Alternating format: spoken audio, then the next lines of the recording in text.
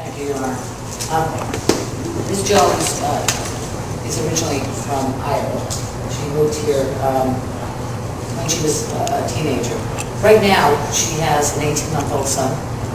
Her husband is in the Army locally here and could be deployed at any time, which is one of the reasons that we're looking for as short an incarceration time as possible. Your Honor, this is the longest amount of time by far that she would have to serve ever. And then the violation that she has out of Leominster is because this crime was in fact charged recently. Ms. Jones' family is very important to her. She does have a support network of her mom and her husband and her son.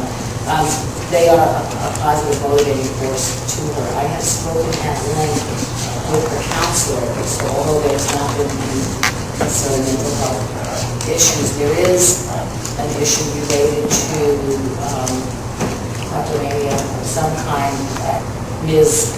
Jones was in counseling during this time prior to while she was on house arrest. She was actually making some progress. It was recommended by the counselor that an in-depth forensic neuropsych evaluation be done on Ms. Jones to determine if there was any neurological issue going on at this time. Ms. Jones understands what she has done here.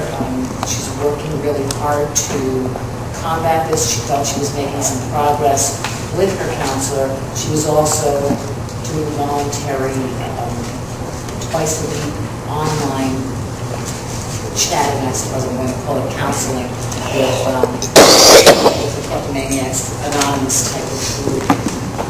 I would ask that the court allow Ms. Jones to have a concurrent sentence.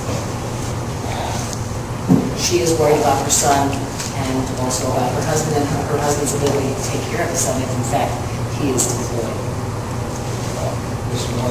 Your Honor, the Commonwealth's recommendation is 1 year on and after the sentence she's now serving. My original recommendation, without knowing that she would be committed on that, was 18 months based on the facts and the defendant's lengthy board of probation record. I would point out that she has done a year in the past. She's done 9 months in the past. She's done 6 months, 3 months. Your Honor, it's 4 pages long and it's replete with similar crimes of larcenies, shopliftings, credit card misuse, counterfeit uttering, various other charges similar to these. In this case, Your Honor, over $4,000 was stolen from a credit card that actually, I believe, belonged to a church. The individual who was it taken from was a caretaker of a church. The money obviously was returned as it was a fraudulent credit card transaction, but Ms. Jones seems to take without any regard for the victims in the situation. She used the credit card 88 separate times without any regard about being caught or the consequences of her actions or the effect she was having on the victim, Your Honor. She has not seemed to get it at this point. I've spoken with Detective Sheridan of the Groton Police Department, who has spoken directly with her probation officer, who also recommended that she do at least a year.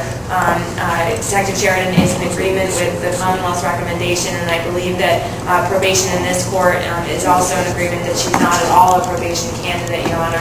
She's already done a year at this point. I would suggest that doing 18 months a year on and after the 6 months is appropriate based on her board of probation record and the facts of this case.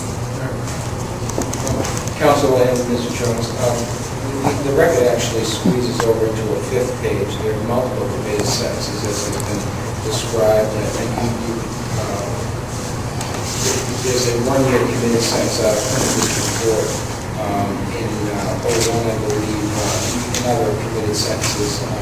And there are some, guilty findings for extremely serious offenses, multiple violations of probation.